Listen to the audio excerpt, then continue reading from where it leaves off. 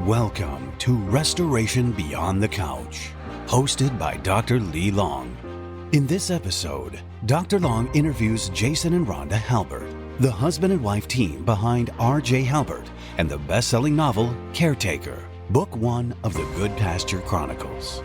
Jason, an Emmy and Grammy Award-winning producer and songwriter, and Rhonda, a successful music and television manager, have woven their 30-plus years of life together into a supernatural tale about breaking generational curses and forging new bonds of hope. Writing this book not only allowed them to create a captivating story, but also helped them process their own trauma, channeling their experiences into something profoundly healing. Join us as we explore their journey from music and television to literature and the transformative power behind Caretaker. Your path to mental wellness starts here. Welcome, Jason and Rhonda, known as RJ Halbert. Just by way of introduction, so that our listeners will know, Jason, I know you have won several Emmy and Grammy Awards as a producer and songwriter. You've had great success with multiple #1 and platinum selling records. What? Yes, sir. Currently, you're working on over, I think, 2 decades as the music director with one Miss Kelly Clarkson. I think people know who she is. And I know you've worked with other artists as well. And Rhonda, you homeschooled your kids while touring around the world on a tour bus. I mean, that's quite the life, right?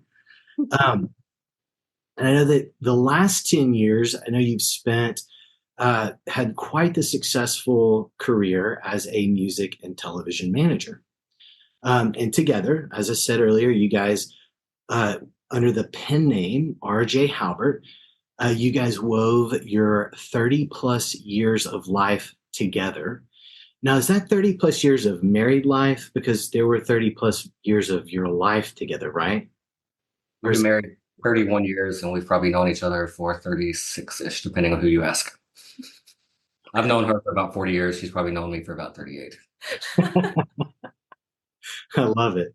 I love it. So this whole life gets woven together in this amazing, I would say, riveting story based loosely on actual facts and events and experiences, but it is an absolutely riveting story that's told, in my opinion, in the most excellent of ways. Now, I've known you guys for a long time, and I have to say that when you guys reached out and told me that you guys were writing this series, I was so fired up. First thing is, you guys never do anything half-heartedly, like ever. Fair? Fair. We are the Halberts, and we call it Halbert 110. And I'm going to give a big fat amen to the Halbert 110. I knew this book was going to be amazing, and it did not disappoint. When you all described some of your dreams, though, about this series, I got even more excited. Because people may be thinking, like, why a fiction book on Beyond the Couch? Like, what does that have to do with going beyond the couch of therapy or of mental health? And when you guys described some of your hopes and dreams for this, my excitement was that you guys were blending the arts with mental health and mental wellness. And I think that something that we can all agree on is that pain, trauma, traumatic things are really difficult to deal with. But the bottom line is that distance allows us to take an honest look at what we've experienced and give us space to maybe experience it in a new and different way. So you guys came from a background in the arts. And have y'all ever written a book before? No. I'm actually dyslexic, and so books did not play a huge role in my life. It was hard to get through English my 4 years in high school, and I bombed in college. And it wasn't really easy for me to read. It caused headaches. It was constantly having to reread paragraphs because the letters would move. And so this was never a trajectory in my dreams. And we've never talked about it. It wasn't anything that, this was a goal. It wasn't. But to tie that all in with our trauma, like you said, we had some horrific experiences that just got so painful that it's almost like you can't talk about it anymore. You can't process it anymore. You're maxed out, and the pain is just so deep that I can't live one more day in my own world. I just can't. I'm not an extremist. I really am not. And I'm a very optimistic person all the time, very positive all the time. But that just goes to show you how deep the pain was those were the thoughts of going, I just can't live my life. So it just felt so much easier to, at the time, what I thought was escape our problems. That may not be the correct phrase, but that's what it felt like, was a relief in being in a different world, or thinking about other people instead of having to think about our problems. And then as we did that, it just kept developing into a very challenging and interesting story. And we fed off of each other on that. We both had a lot to say. Yeah. To be honest, like she said, there was no master plan. I would love to say we had an altruistic approach and that we were writing this to help people. It eventually became that, but like Rhonda said, the word escapism, it almost felt dysfunctional at first. We can't talk about these problems anymore. We're going to create this fantasy world we can escape into. And like Rhonda always says, we just started by writing what we know. So we created some characters and we put them into a similar environment that we were in a similar situation. And then we were surprised as the characters started writing themselves and the story unfolded, that actually started speaking back to us. I was reflecting on it this morning, and one of the things you just said, the idea of stepping back from a perspective, part of our process is I'm definitely not a good writer at crafting a story. So we would have a lot of conversations, and Rhonda would record the voice memos, and then she would write things up, send it back. And there's a scene in the book, Ian Keene, the father, has a flashback to his childhood. And it's a very similar scene to something that I experienced as a child. Not one-to-one, but the emotions were the same, the setting was the same. And I've probably told that story from my childhood 100 times. I've told it to my kids, I've told it to Rhonda, I've told it to close friends. And I tend to just list things matter of fact. This happened and this happened and this happened. And it was my experience. There was no really emotion attached to it. Reading back the words that Rhonda put to that, it was like I was a third person experiencing what I went through. Right. And the thing that I found fascinating, because I was rereading some chapters preparing for an interview that's coming up, is I was able to feel emotion of compassion for that child that I've never felt for myself. It's because I was looking, oh my gosh, is that what he's going through? And so there were two things. One, I was able to experience some emotions I hadn't experienced myself, even though I lived that exact thing. And the other thing that happened was, because Rhonda wrote emotions into it that gave vocabulary to what the thought process became, oh my goodness, should I be feeling that? Was that the healthy approach to it? And why didn't I? And anyway, I'm sure you can dive more into that, but those are the surprises that came to us. Yeah. And I remember in talking with you about this concept of using storytelling to process trauma, it was not an intent, but wow, what a pleasant side effect. It's now I almost want to write down some other things I went through and then have somebody read it back to me and see what it feels like again. You touched on such a critical and important part of what I believe and what I utilize in my work on the couch is this idea of we experience things in our history. We experience them from the age that we were at the time of the event. But our mind still experiences it, even though we are grown up from that time frame, we still experience it in our grown-up state as if we were that child. But our mind associates, well, I'm a grown-up now, therefore that must be how it was. Now, that doesn't take away from the facts, because the facts are how it was. But the interesting thing is that if we can separate enough to see that what would we give to that child as an adult, there's some real healing there. And it sounds like you writing this out and hearing the emotions from Rhonda's perspective really created some space for you to, I always say, love on that younger part of ourselves. Is that a fair thing to say? Yeah, for me, it was a similar experience as well. I was able to draw from some childhood traumas as well and put that into the book. And I definitely want to make it clear this was a 50-50 contribution, but I did do a lot of the writing just because he has this crazy full-time job. So as I was writing out these scenes, I just would bawl. It took hours to get through some of these scenes. It was breaking my heart all over again, having to go back into those moments and relive them.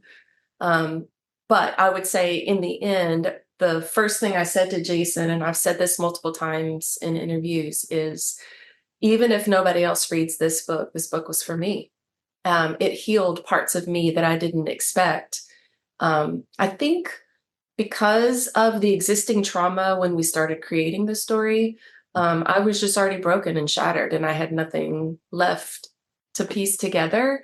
And so the writing of this was a slow version of me putting pieces back in, because there wasn't any there wasn't a shell of a human being left at the point that this thing started. So this was a part of putting my puzzle back together.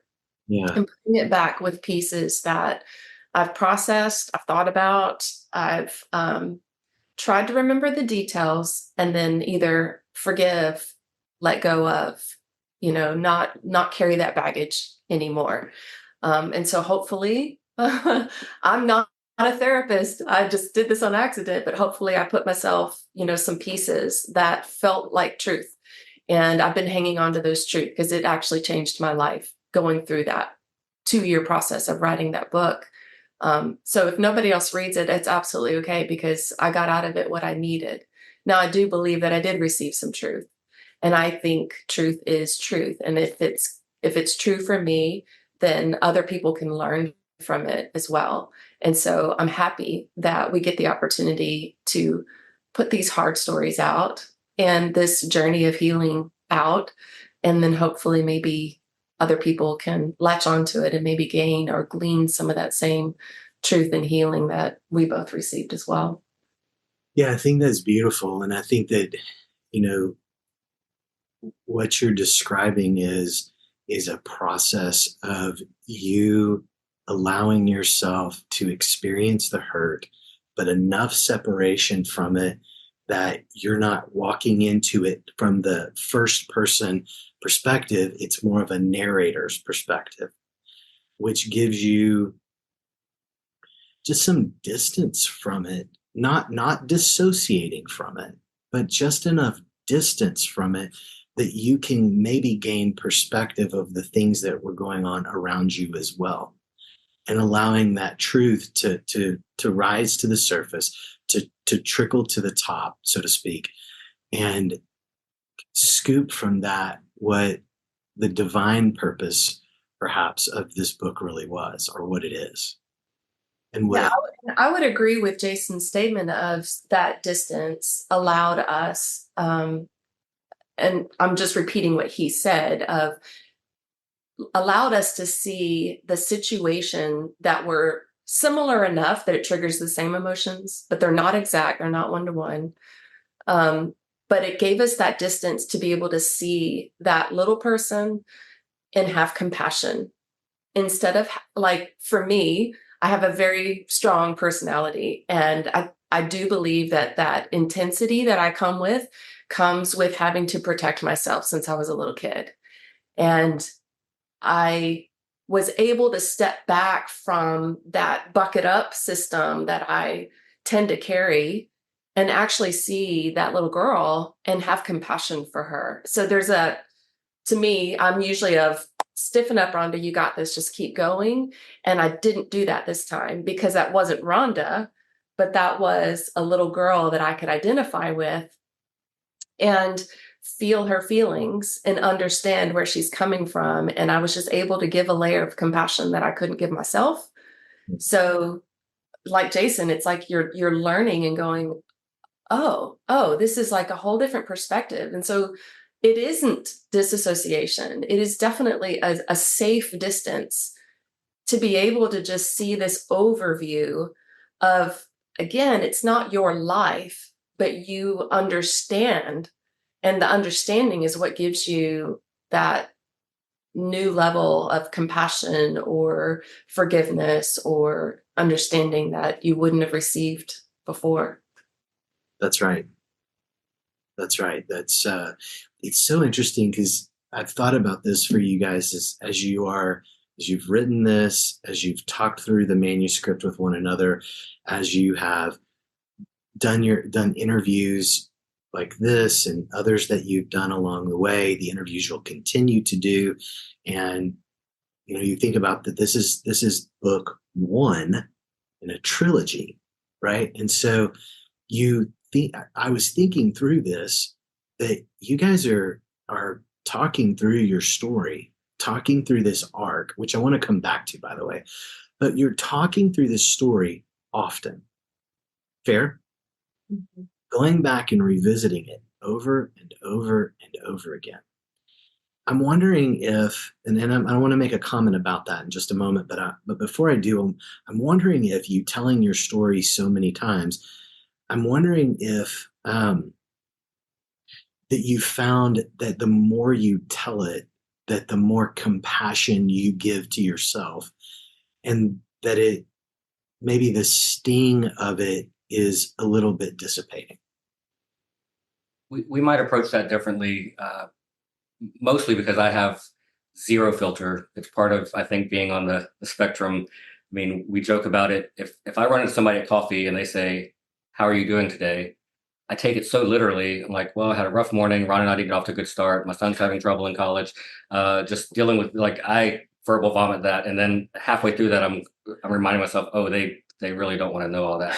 So that to say, I've probably told every detail of my story so many times, probably to people who didn't even need to hear it, coworkers, clients. It's because I do come from a line of storytellers. That's how I engage with people. I love, and telling your story is a form of telling your testimony, good or bad. It's part of your life journey. And so in that sense, the telling it so much probably has desensitized me from the emotion of it. You did a great job reading our bio at the beginning, but the way when you read those things, it's just fact. There's Rhonda homeschooled our children on the road while touring around the world. Is very different than Jason and Rhonda fought for their marriage and sacrificed time and energy and money to make sure their family could stick together in an environment where family is not encouraged and blessed. So all I'd say, I've lived my life just telling the facts. Rhonda and the things that she had with the book also added some emotions that is now I'm repeating that I'm processing. Repeat. So I don't know if that answers your question or not, but you are, and it's beautiful, and I hope you'll repeat away. Because learning theory says we have to hear something 7 times before we interact with it. And the one thing I hope that people gain from what you're saying is that this goes beyond just repeating facts over and over and over again. You all are talking about, and this is why I got so fired up about this, is that the arts connect you to a part of your soul that is just different than facts. There's just an engagement there that can potentially be upending in a good way, sometimes in a bad way, but in a good way, of where you truly get to experience something from a whole new place and a new perspective that hopefully offers healing. Absolutely. That's definitely what I experienced. writing it out, like I said before, I cried through most of it. Just there's so many emotional stories in the book, and trying to be real with those emotions, that was, man, draining, just draining. But I felt like it was worth it. And then I think maybe the first 10 times of reading through and editing, or maybe the first 20 times, of reading through and editing and fixing and all of that, I still cried.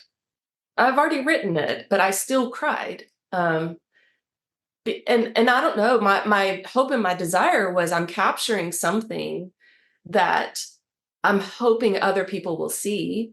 And maybe that's why I'm reacting to it, is I'm hoping it's a genuine experience for other people. And it just keeps hitting me and keeps hitting me. So I hope that's just showing an authenticity of what we tried to put into the book. But yeah, I will say now that we're like almost a year since we finished it, it is becoming a little more easier. I'm not crying all the time when I read it. I have processed a lot of that now, and I now do understand. I have new knowledge. I have new tools. And so it is becoming easier. I realize that there's a lot of trauma out there that I have never experienced, and it goes even deeper than the pain that I've carried in my life. And I know that it's hard to go there emotionally, to relive it, to try to heal it, whatever it is. I highly encourage, like you're saying, find an outlet that allows you to go to that hard place and process that emotion. And then when you can process it externally, you can come back around and come back around and come back around to whatever that product is that you created. It could be a song, it could be art, it could be a book, it could be whatever it is, but you can keep coming back around to it. And that's what I did, is I just kept coming back around to my book and just process it over and over. And I took my time with it to now where I don't cry all the time. I think that's a good thing. It is a good thing. There's a woman named Edna Foa. She is a doctor, a PhD out of UPenn, and she is a cognitive behavioral CBT expert, and she developed this thing called prolonged exposure. So it's called PE. And one of the tenets of what she has talked about and developed is this whole idea of what you just described, is that it's gentle exposure at the beginning, and it's very careful. It's very, you set someone up to understand, that you're safe here and you're not re-experiencing that trauma. And what the proposal is that the more you experience the more you're exposed to the information, and Jason, to your point, not just the facts, but the whole of the information, the experience, that in essence, your brain closes the loop and says, I'm not still that 5-year-old, that 10-year-old, that 15-year-old. I'm not still there. And I don't have to be in a state of panic or fear while I interact with this. And so as I was thinking about you guys going through all of this, she kept popping up to me that, hey, you guys are actually doing this, whether you realized it or not, this prolonged exposure, right? And so what a neat experience. You say that the whether you realize it or not, that's been the fascinating part about Mhm. this process, because to talk about this all in hindsight, we could propose that we had this great master plan and an outline to happen. And the things we did research into the plot. For those who haven't read it yet, it's a lot more than just some flashback scenes and trauma. There's supernatural elements, there's sci-fi, there's history, there's adventure. And so we did a lot of research into those aspects. It does take place in history, but we didn't research a lot of other elements of it. Now, on the backside of it, you've brought some things to our attention. We're researching some things that divinely, however you want to work out the mechanics of that, some things were revealed to us through this process that are speaking back to ourselves. And one of those is this is a trilogy. So book one, we're hopefully laying out a fun foundation We're introducing you to some characters. We're laying out some things you might not understand now that's going to unfold into a much broader story. But one of the themes of this is generational curses. And that's a buzzword that I've heard maybe in the last 5 to 10 years has become more popular. And we work that into it. Now we're doing some research on the back end, and it turns out there's studies that show that there's actually cellular changes in your DNA that happen under extreme trauma that can be passed down up to 3 generations, if not more. Example, Holocaust survivors that dealt with food shortages. 3 generations later, you have descendants that are dealing with weight issues because of food insecurities. Right. That's fascinating to me. And we had no idea the mechanics of it. Of course, we knew the concept of generational curses, and we wrote those stories into our book.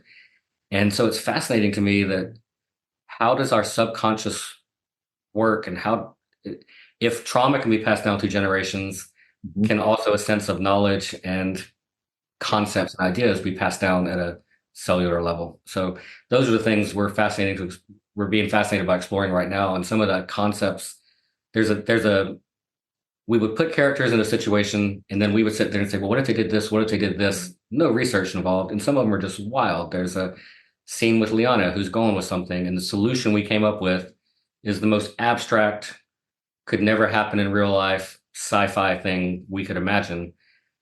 And then as we're processing this in the back end, we have Dr. Long telling us like, well, yeah, what happened there is a perfect example that you can't do this without doing this. And that's so amazing to me. That's what I'm getting really excited about. Well, it was definitely unintentional. Yeah.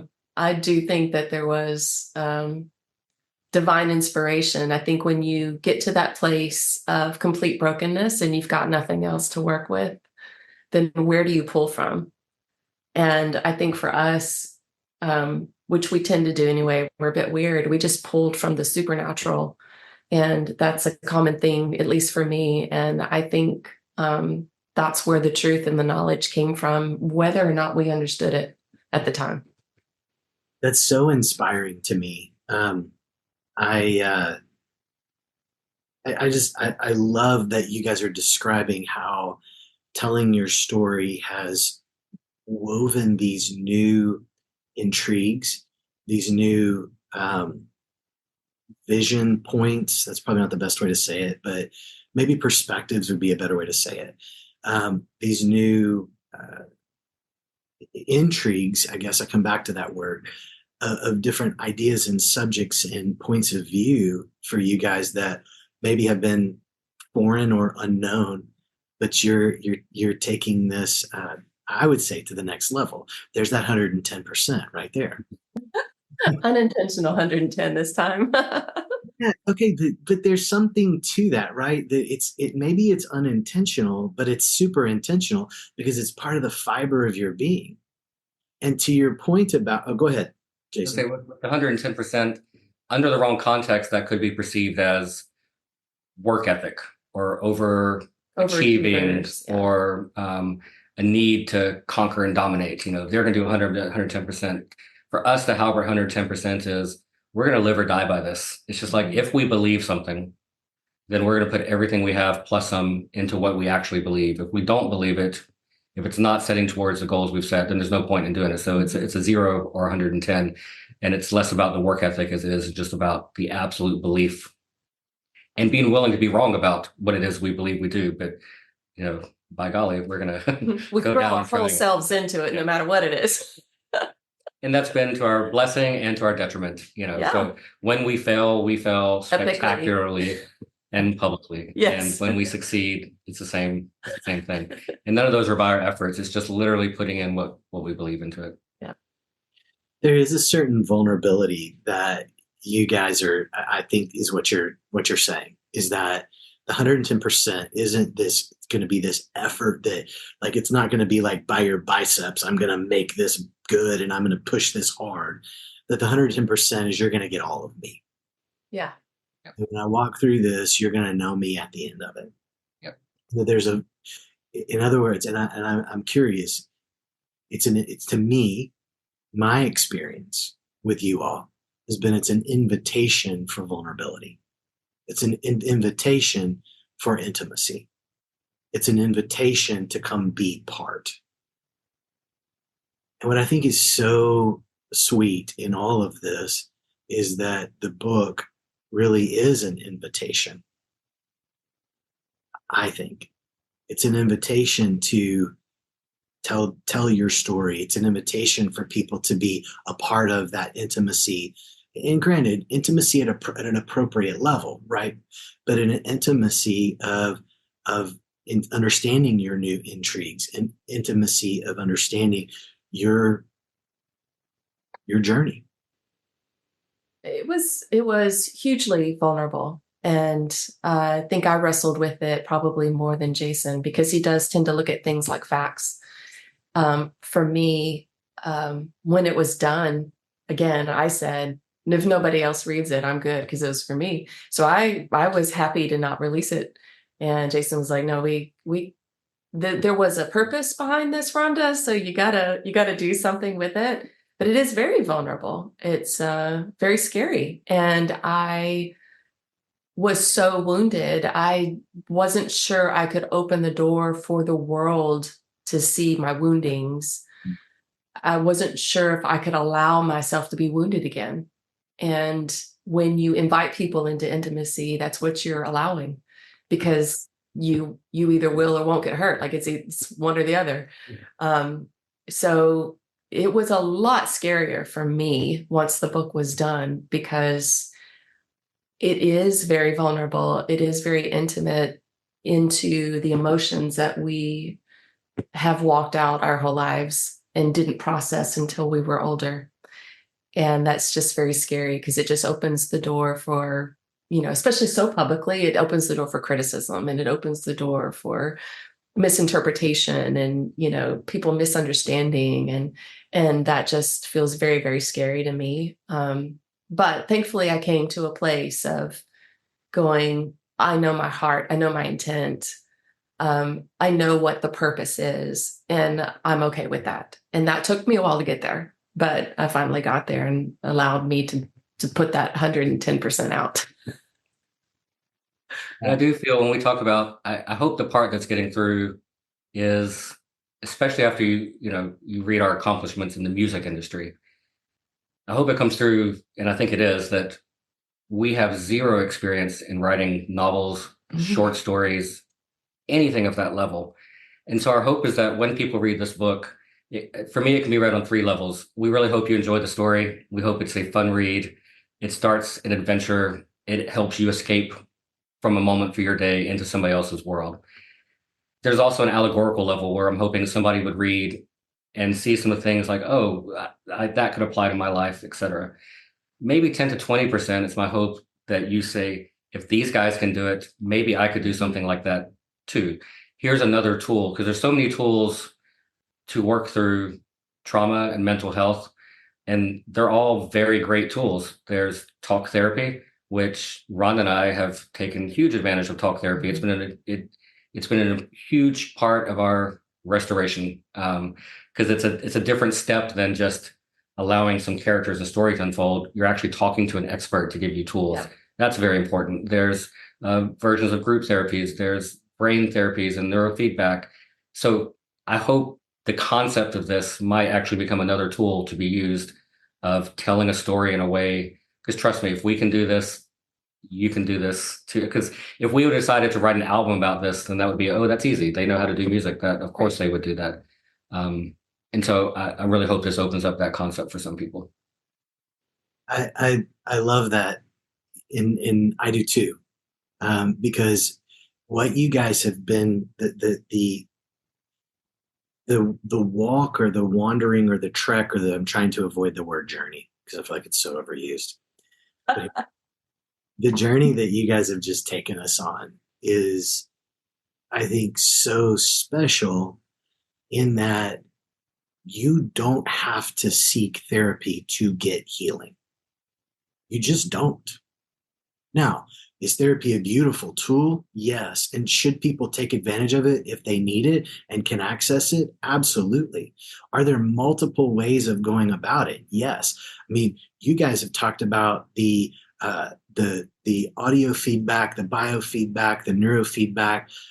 in the way by way of Saracet that you guys have done and been big proponents of, which I think is brilliant, because that is a bottom up approach, is what we call it in our world. Is you start with the brainstem, which really comes from experience, and then you go forward to what a lot of people see as talk therapy, which is using your prefrontal cortex.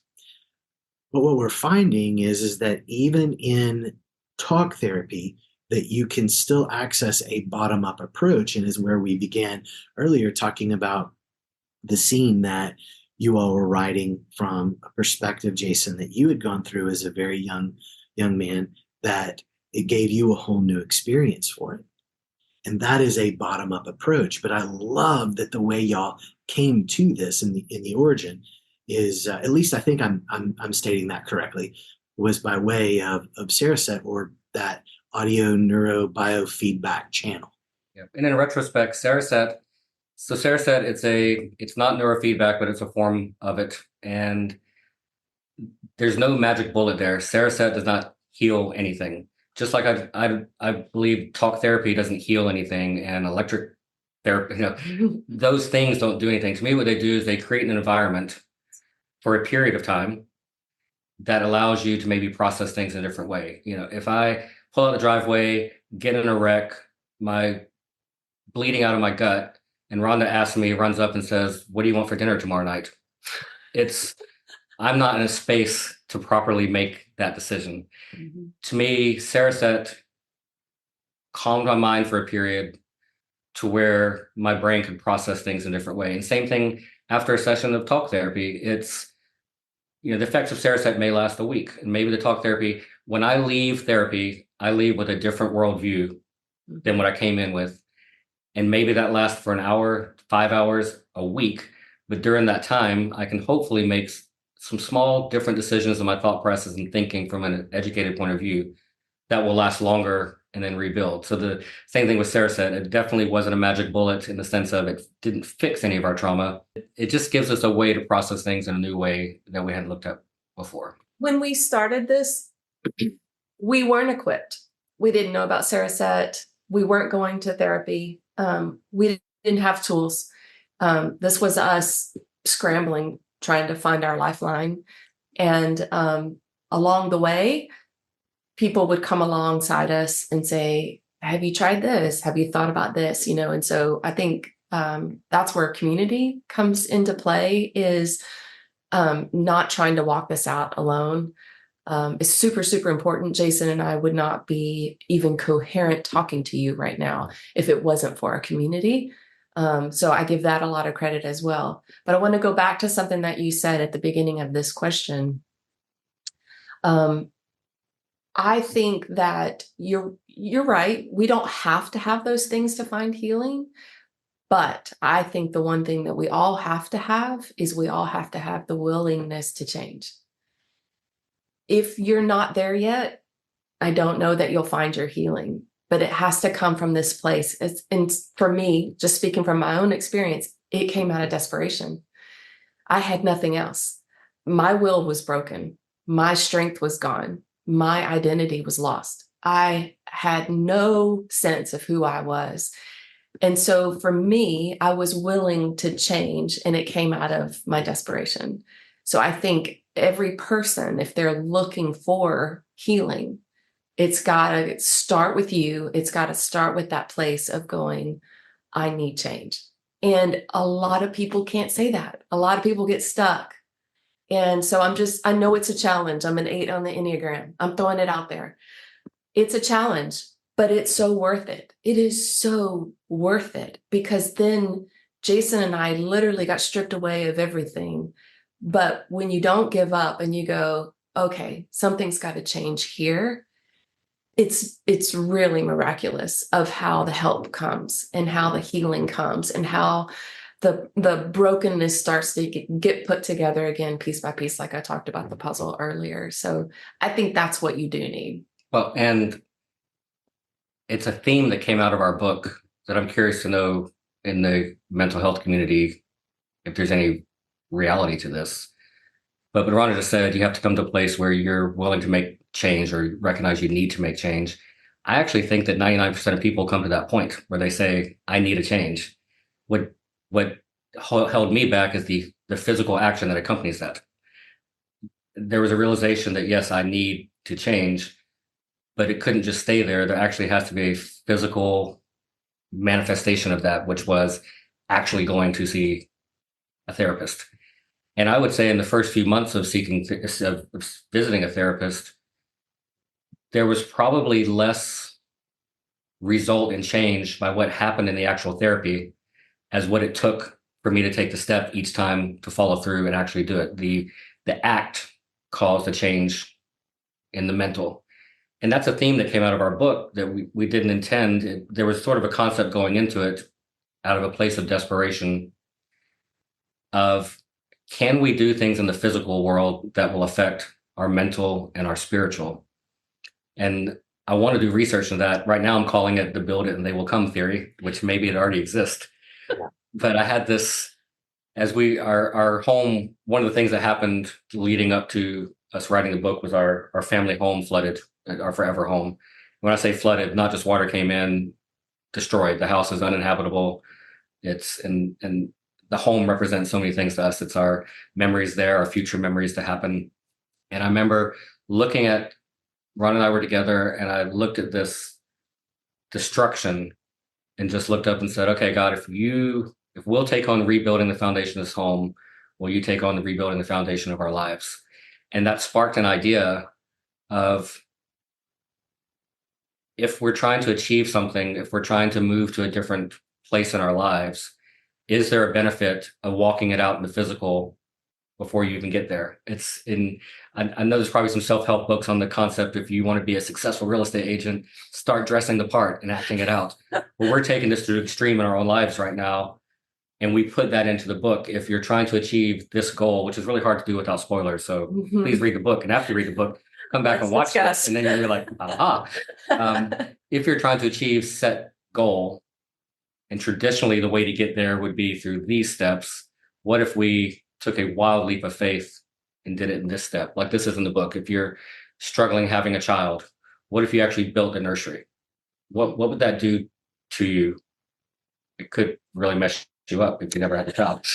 But it could put you in a space, even physically, it could put you in a space of belief to where maybe the actual cells in your body would start changing because of what your brain is putting your space in. And that would be a good chance for Ron to talk about power of words. I think something about acting out the physical affects our brain. And I'd love to hear from you if there's any reality to that, or if this is in our fiction space. So there's a lot of reality to that.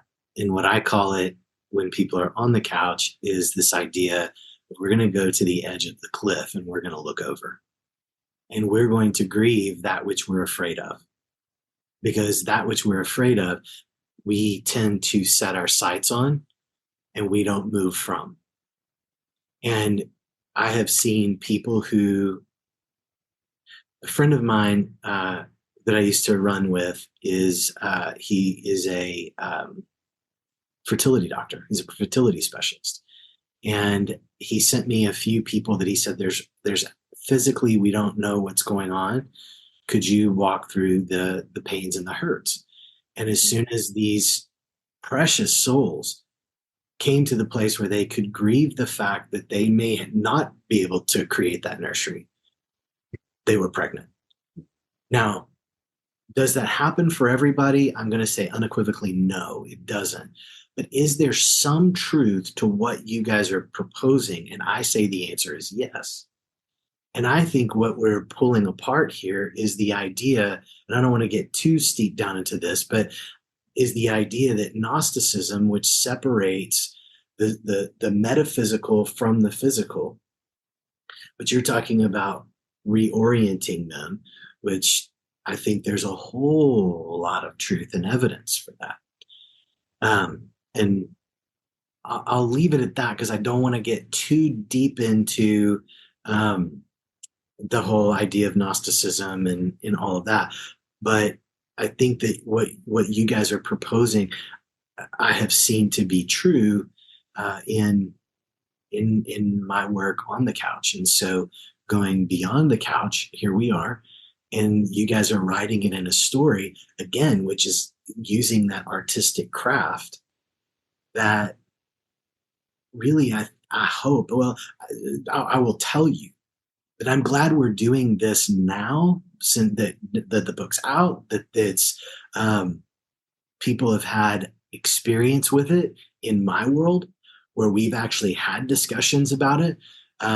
We are doing a group right now in our practice where the therapists are walking through the book, and we're walking through what we see in it and what it's bringing up for us. And I have different people that I treat that have read the book, and we're walking through their experience with it. I had a wonderful conversation just last night with a precious soul who went through the book, and it brought up a lot of hurt and pain, but allowed them to talk about some things that they hadn't talked about before, because it sparked memories, and it's bringing all of that stuff back together for them because they're seeing it out there.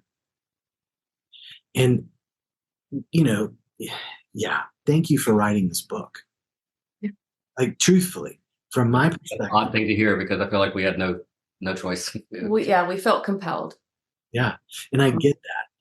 So you guys didn't come from the writing world. You came from the music world, and music and audio has played music has played a big part of y'all's lives. So I know that music has played a part of Caretaker. And so I have one question that one of my absolute most favorite songs on the planet, probably my favorite artist, is the one and only Phil Collins. Can we all just have a moment for We all agree. Love me some Phil Collins. One of my absolute favorite songs of Mr. Collins, we'll call him with great reverence, is "The Air Tonight." That made it to the book. It did. Can you give us just a quick overview as to why? Yeah, so this takes us back to when I was homeschooling the kids. So we weren't on the road like 24/7 with Jason all the time, but we had this family rule that we would never go more than 3 weeks without seeing Dad. And so when we weren't on the road, thank you. It's being in the music business, being in the touring business, it, like Jason mentioned earlier, it's families are not encouraged. I think musicians love to live their double lives. And Jason just didn't approach it that way. So I feel very blessed and honored that I had a husband who thought ahead and thought, how do we make this work? And we both wanted Jason to be able to keep doing what he does, because he does it phenomenally. But how do we make it work for both of us? So that was the rule that we came up with. And it worked. Yeah. We're not a perfect family. There were still some flaws, but whatever. And it's so rare in the music industry. I'd already been on the road for 10 years when I was approached by Kelly Clarkson to become her music director. And at that time, I'd been traveling less. I'd been home for maybe about a year and a half. And Ron and I discussed it, and we just said, I can't do it unless my family can be out with me every 2 to 3 weeks, and went back to Kelly with that. And she said yes. And for 20 years has upheld that. And that is so rare in the music industry. That's fantastic. Yeah, absolutely. We had her blessing, and she made accommodations, which cost her money, to allow 3 more people to be out on the road. And it wasn't just us, it was other musicians' families were also invited. And we would almost like have to have a schedule of, let's make sure the Halberts and the so-and-sos aren't on at the same time, So we all had to talk about it. But anyway, what I was getting to is when we're not on the road, I did homeschool the kids. And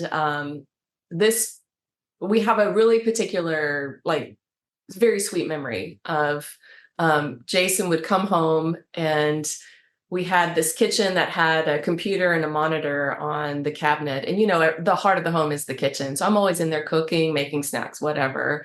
And Jason would come in and he would talk to the kids about the latest song he heard, or have you heard this band?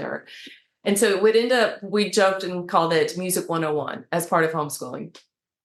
And there's this sweet memory that I will never forget of Jason going down the rabbit hole of all things Phil Collins, because you should. Yeah. And if you're not aware, there is this memorable, lives in infamy performance of Phil Collins at Farm Aid. Live Aid. Oh, sorry, Live Aid. And he did In the Air Tonight by starting off sitting down on the stage, feet dangling, and he's just swinging them back and forth. And it's the most intimate moment with the largest crowd in the world. I don't know how he did it, but he did it. And it was so powerful. So anyway, Jason wanted to share this with the kids. And I know for a fact that that is what imparted, like literally dropped seeds of musicality into my kids that day. And they both are musicians. They still talk about that day because all things Phil Collins, how can you go wrong, right? But that was such a sweet memory. And he's such a powerful musician. He's an incredible songwriter. And it meant so much to us that, of course, we have to incorporate bits of us in different songs. And that one just has a very, very sweet memory for us. And we decided to incorporate songs actually to help further the story. It's a way our family communicates. It's not the best way to do it all the time, but a lot of times, if a picture can say 1,000 words, a song can say 1,000,000. So a lot of times as a family, we communicate to each other through songs. Even just this morning, Rhonda sent a new song to the family that conveys an emotion she's been feeling. And it's a way to add more context to what we're already verbally talking about. And so in the book, to me, it seemed obvious we could build up suspense in these scenes or an emotion by adding lyrics to a song. And it turns out you're not supposed to do that in the publishing world. Everybody was, you can't do that. And we're like, why can't we do that? Because you can't do that. So why would I want to do that? So we reached out to these songwriters and the publishing companies, and we actually got permission to incorporate these into our work, which has been amazing. Which kind of stunned the publishing world.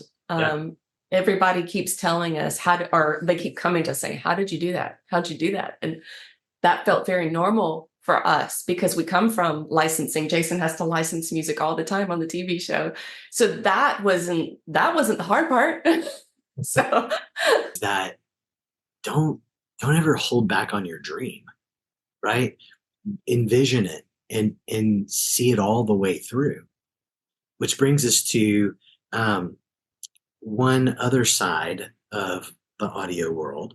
So you guys have an audio version of the book, correct? Yes, and in keeping with the Halbert 110%, we decided to go all the way with it. I don't listen to audiobooks. I've never listened to an audiobook in my life. I'm a tangible book reader.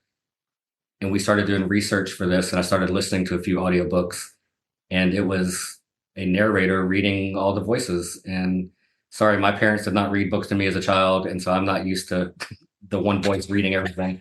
And the voices in my head, the healthy ones, kind of reading books, were way different. So long story short, we decided to put together a full cast. So each voice is narrated by a different actor, and we've had sound effects. We have a custom score. It's truly going to be an immersive audio experience. So we're in the process of finishing. We've recorded all of our actors. We're working on music and score right now, and I'm really excited about that. That's so fantastic. I've heard you say in the past that it's, or I have heard you say that it is like an old radio program. Mm-hmm. And I heard you say that. I mean, I've heard you guys talk about this and what all is going into it and all the really exciting expectations. But when I thought of it from that perspective, I was like, I'm even more excited for it because I'm the guy who loves the audiobook. And so for me, this is like Christmas buildup for me. So I'm really excited for when this thing launches. Well, I've been excited hearing it back. It's an entirely Rhonda recorded most of the actors. She was flying around because I was at work, and we would work on the script, and she would go out and actually work with them. And again, another layer of surprise. So back to the flashback story. So it's one thing to know what your story is, another thing to see somebody flesh out in words and read that back. Completely different experience hearing an actual actor put the emotion, because the narrator voice in my head read it much more stoically. And so to hear emotion put into some of these scenes, whole different level of, because honestly, I didn't think an audiobook was even necessary.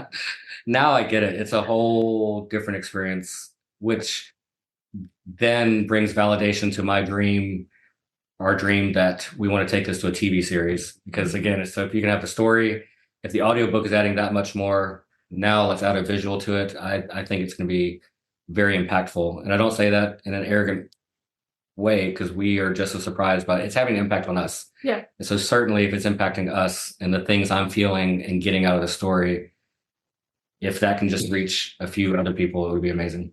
Yeah. For me, being thrust into Jason's position of becoming a producer, that was wild. Never done that before. Had a blast. But I have to go back now and retract. I lied. I still cry because recording Amy Grant reading the part of the mother Liana messed me up, and I had to have tissues, and thankfully she's such a sweet and gracious woman. She hugged me afterwards. I think she realized I was so messed up. Listening to Michael Shanks read the part of Ian Keane, the father, and going through that scene that Jason talked about earlier. Oh, so intense, like my heart's racing and I feel my body getting stiff. And so I still react to the story. But like Jason said, those actors, like, there's a reason they're actors. There's a reason they get paid for that. Right. Well, just imagine, maybe don't imagine it too well, but imagine what it's going to be like when it's on the silver screen. Oh yeah. Yeah. That first episode, I will be a mess again. So yeah. The book truly has already not only changed y'all's lives, and this is why I don't think it's arrogant for you to say the impact, right? Because it's already impacted you all. It's already impacted me. It's already impacted those people that I work with. So the impact is very real. That's factual. You guys created this society, and I'm super intrigued by this. The Ouroboros Society. I'd love for you guys to tell us more about this society. But before you guys talk about it, I wanted to read y'all a quote. The quote is, "Trauma is a time traveler, an Ouroboros that reaches back and devours everything that came before." Y'all heard that quote before? no. I'm going to say it again. Trauma is a time traveler, an Ouroboros that reaches back and devours everything that came before. Wow. This, the author of that quote is a guy named Junot Diaz. And just as an interesting little fact for you guys, he's a professor of creative writing at MIT in Boston. Stop it. That's awesome. So I know Boston has a really sweet meaning in y'all's world. But again, this is an example of no intent, no understanding, and there's another piece of the puzzle. That's wild. That's wild to me. We had our own definition of our Ouroboros society and the drawing and implementing that into the story. And actually, Jason has an interpretation that's different than even my own interpretation. And I think that's the beauty of that kind of symbol is there's multiple layers to it. And it keeps coming back to us, and even working with some of the actors, we're learning things about the Ouroboros, even in other religions, and over time, it has a thematic symbol throughout humanity that has taken on many forms, and I love that concept from that quote. Which we didn't know.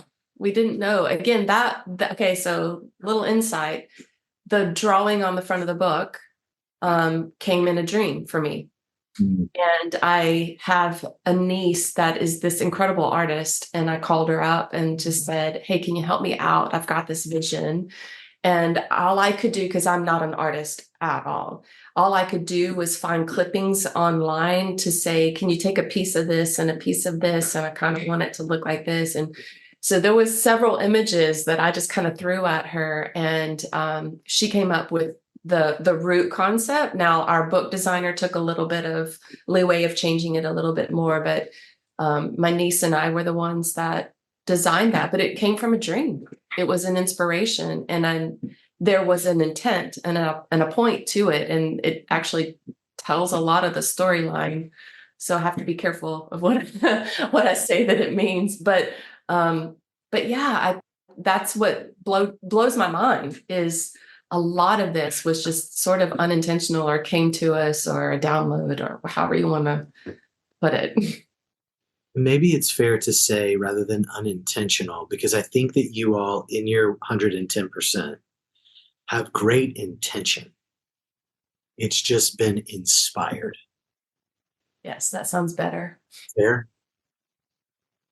So tell us about this society, this Ouroboros Society.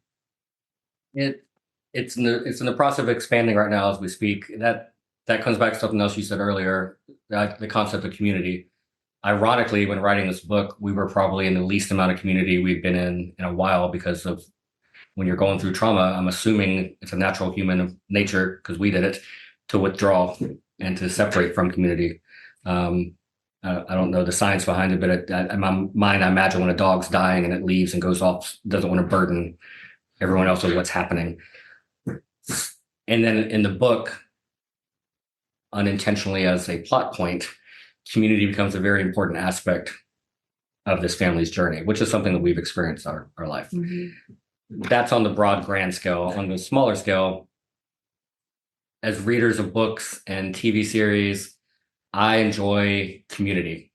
One of my favorite TV shows of all time was Lost. It highly influenced this book. The show came on once a week, but I was that guy that was on the message boards and on the forums interacting. There was a whole community that came with it. The TV show Survivor, which I still watch, I have as much fun with the community that goes with it.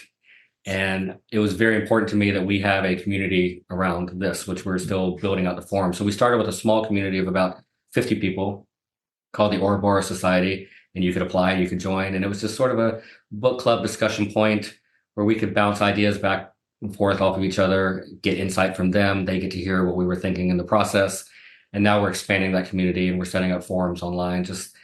We want to take this journey with people. Whatever bits of knowledge we've gained, we want to help people in their journey. And I want to be very clear, we are not on the other side of this trauma. Even since we've finished the book, there's been new circumstances in our life that actually eclipse some of the other things. That's true. But had we not been through this process, we would not have been as equipped to handle that. So for us, it's important to talk about, I want to be able to discuss with community our trauma in that moment, not from a vantage point of having figured it out and gone through it and solved it, but from a place of hope where we can share stories we have gone through and what we're trying to apply right now as we continue to go through it. So yeah, community. We're going to have a big community. Come join us. We're reading less talking. We hear more from other people. I think your talking is so great. I think that you are touching on some really, really critical things. Trauma causes a rupture, and ruptures disconnect. And a great author was caught on, he's an author of, I call him Dr. Glenn, but I can't pronounce his last name. But he was caught on a personal level, and somebody asked him, what do you believe heals trauma? And he said, love. That was his answer. And I thought that was brilliant. I had all the respect in the world for the guy at that moment. I mean, I already had respect for him, but my respect grew, as the Grinch says, by two. But it was, that's accurate. And where do we get love is in relationship.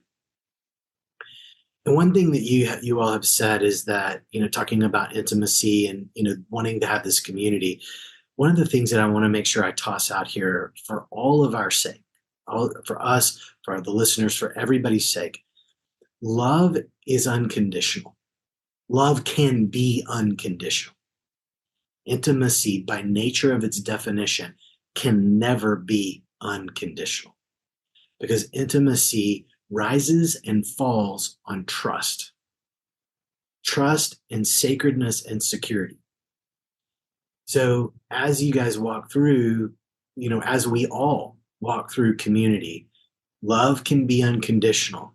Intimacy never can be. And I love what you guys are putting out there in this Ouroboros Society. I have been so intrigued.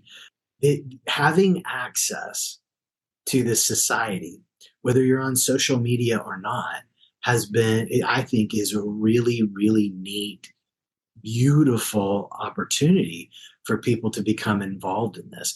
As you go through the forum, there's all kinds of topics or themes that you get to interact with.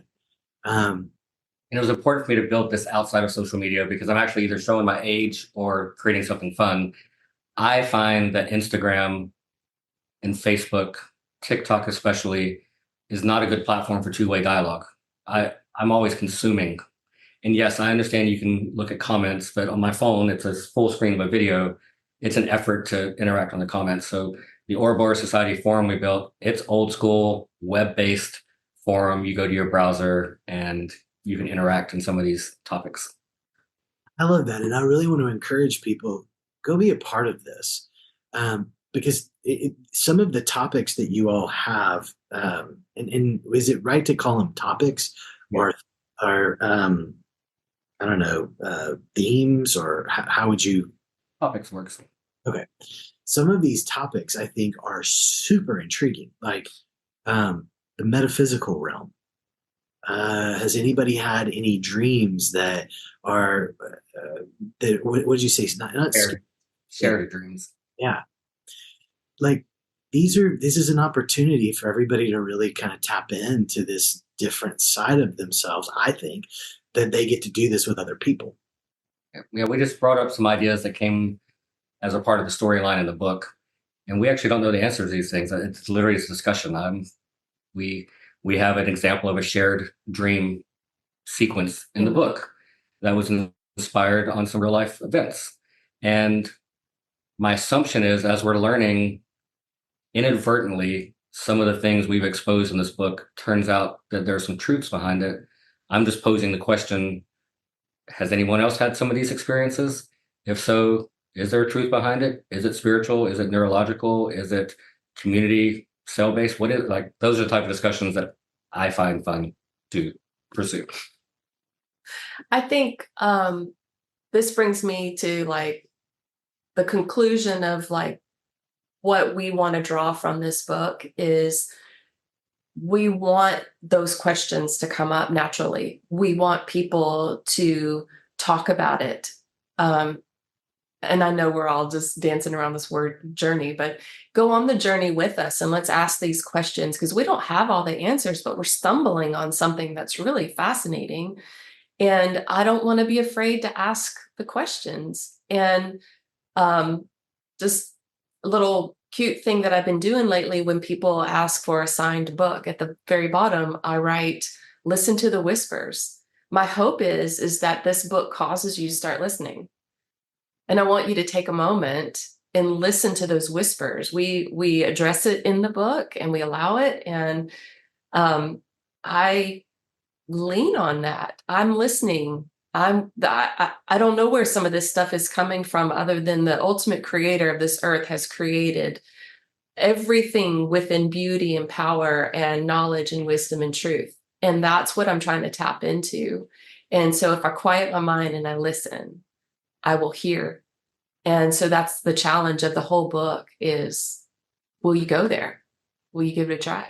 Exploring these questions, for me, we come at it from unique vantage points. But Rhonda is way more comfortable in the supernatural than I've been. And I've really been focusing on this word recently. I just sent her a definition of it yesterday. And I'm at the point now, I want to kind of normalize the supernatural, because what's the opposite of supernatural? It's the natural. How's the natural been working for me? It hasn't been. That's part of this there has to be, because a lot of times the natural is consensus. The natural way, and I'm not talking nature when I say natural, I'm talking about the normalized approach to a problem. So if you've been diagnosed with something and the normalized approach to it is to do A, B, and C, that might be working for some people. But there might be a supernatural way to deal with that same thing, or you maybe call that holistic. So I'm exploring that in every area. And this book does that, is can we, with some of these topics, can we discuss things outside of what has just become the normalized natural and what's lying beyond that? And that's what I'm interested in exploring. Yep. That requires a moment, what you both just said, for people to just soak that in. Because that's the heart and soul, in my mind, behind this whole discussion. It's, can we create space to take a journey that we might evaluate what we've been taught, the history that what we've been taught has been brought down through emotions, through cells, through DNA, through we have this from our past and from generations prior, this theme that goes through our lives. And do we ever stop to pay attention to ask why? I remember being told a story about this lady who always cut her ham in half at Christmas, always. And then she asked her mom, she got curious.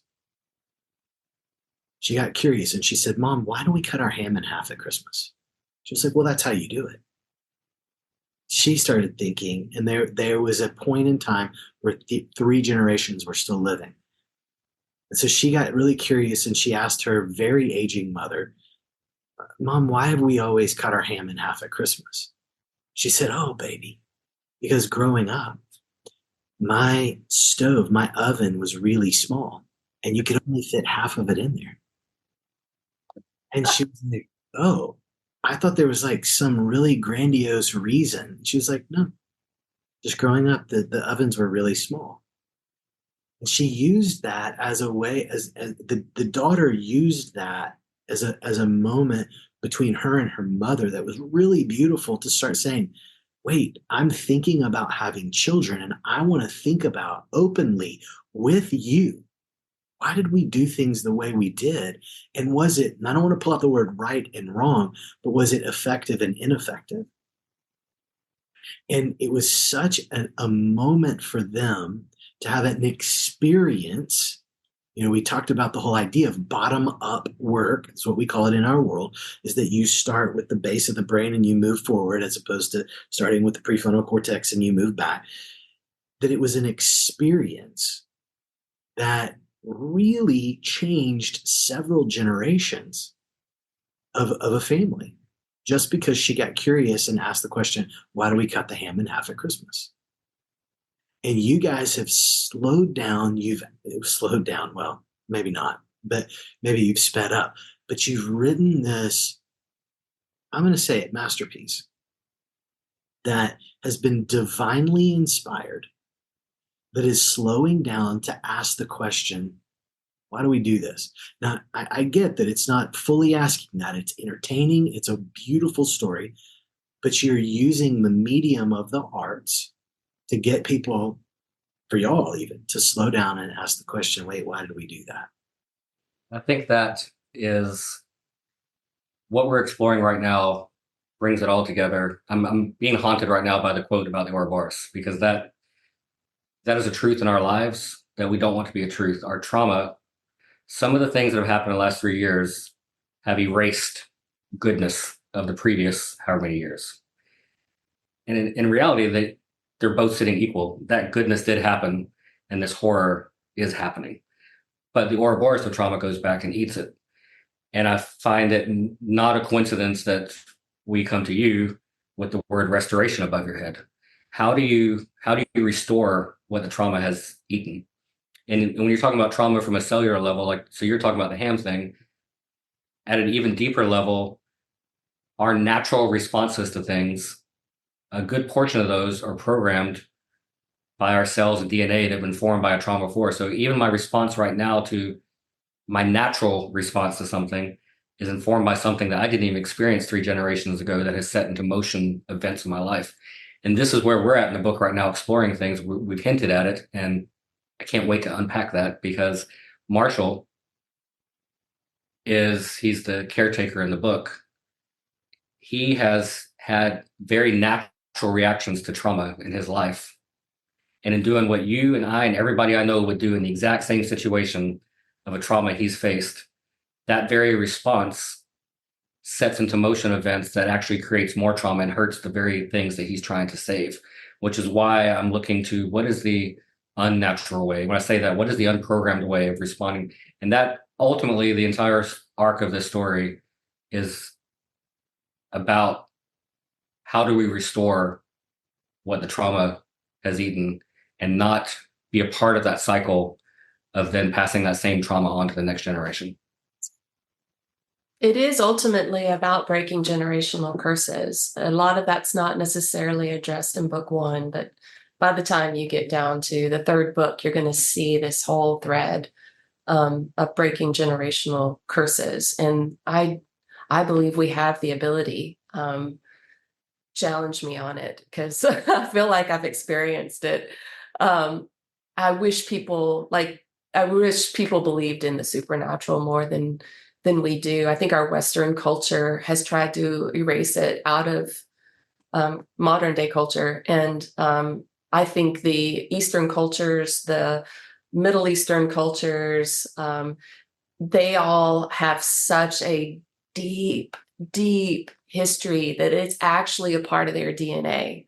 Right. They actually believe it as if breathing was just as easy. So our Western culture, we don't. That is something that we have to challenge people to believe, or you have to be thrust into the experience before you believe.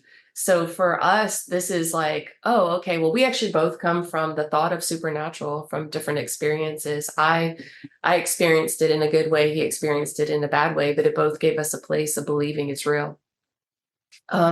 So we just feel like that there's got to be more people out there. And even those that aren't looking for something different, I challenge you to look for something different, because it exists. I'm saying that definitively. It exists. And we have an opportunity to dive into the supernatural and change our lives and change our generations and change our future. And it actually works. And there's actual scientific proof that That's the exciting time for me, is that we can agree that we're in a fascinating time right now where science is able to start looking into the actual mechanics of what we would have called supernatural. Mm-hmm. And so, like, even just the word curse turns off some people, because a generational curse, what is that? A voodoo person with a chicken doing a thing on somebody, or is that a hex? Like, no, it's spell. the idea of a curse. You look through the lens of science, and now we can say, no, your actual DNA changed as a result of these things, and that is being passed down, which from the outside would look like, oh, that family must be cursed. There's some reality to how those mechanisms work. And we're discovering that with their studies on how prayer works. And so we can come at it calling it different things. And I think we're in agreement. There's a reality to it. Mm-hmm. That whether you're from the more supernatural point of view, or we're in an exciting time where there's actually some things that line up right with that you can pursue. Science. Yeah. Well, and what's so beautiful is that you guys represent, in the two of you, such a really cool blend. Jason, you being from the science, let's look at what are the facts, where can I tangibly see it, and Rhonda, you tend to embrace more of that spiritual piece of it, where it's like, you know what, I believe it even when I can't see it, I can experience it. But the beauty is that has not pulled you apart. If anything, it seems like it has really blended you guys together, to where, Jason, you're more open to that journey, and Rhonda, you're open to that journey of science, and it's blending that internal. I think the relation for me has been that it's neither 100% view as completely healthy. For me to need everything to have a scientific basis is not healthy, because it's becoming clear all the time that some things are unexplained, eventually are being explained. So it's opening my mind to being open to those things without needing an actual thing every single time to back it up. And the same thing, living 100% the supernatural and having no earthly grounding, that can be unhealthy in itself. So I think we've kind of pulled together into a nice medium. Well, I think the book actually reflects that as well. That shows you how 50-50 contribution it truly was of the things that I put in and the things that Jason put in. They're from two different perspectives, but hopefully we've blended them to where they actually complement each other and bond each other and create something that's trustworthy and true. Because that's who we are. We're so different. There's 110% right there. It's that bold. Yeah. I love that. Well, you guys have really taken us on a twisting, winding, beautiful journey today. And I so appreciate your willingness to be open, to be vulnerable, to give it the Halbert 110. And I just want to encourage people, go pick up the book. It's not that heavy. See it. You can see there's the book right there. Go pick up the book. It's the first of 3, and the others will come out soon. But this story is truly the beginning of an arc of healing, of true restoration, and being that this is restoration beyond the couch. This truly is beyond the couch. This truly is. I've said a number of times that this is like group therapy in a book. You get to see people twist and turn and do windy, beautiful things. And so I encourage everybody, go pick up the book. I also want to encourage all of our listeners, go be part of the Ouroboros Society. That is such a unique and wonderful thing that you guys are offering out there. And I just don't think that we experience enough community in our world. And just as Dr. Glenn did say, what heals trauma? Love. How does love happen? It has to happen through a relationship. So go be a part of the Ouroboros Society. That is the Ouroboros. The front cover, for those of you who are listening and not watching, the front cover is the Ouroboros. So Jason, Rhonda, RJ Halbert, thank you. Thank you for having us. Yeah, thank you. If anybody needs to find the Ouroboros Society or how to get in touch with us, you can find us on all socials, rjhalbert.com. You can start there. You can find RJ Halbert on Instagram and Facebook and all of that. Leave us your email and we send out emails about the Ouroboros Society. So if you really want to be a part of that, you can sign up for it at rjhalbert.com. And you can find your books online anywhere, any bookstore, like it's in all outlets now. So thank goodness. Yes. And stay tuned for the audio version of the book. Yes. I should say the audio production of the book. I like that. We've been saying audio experience. Stay tuned for the audio experience coming soon. All right. Thanks, guys. If you found value in our discussion and wish to uncover more about the fascinating world of mental wellness, don't forget to subscribe to the podcast. Stay tuned for our upcoming episodes where Dr. Long will continue to delve into empowering therapies and strategies for mental wellness. Your journey to understanding and embracing mental health is just beginning, and we're excited to have you with us every step of the way. Until next time, keep exploring, keep growing, and remember to celebrate restored freedom as you uncover it.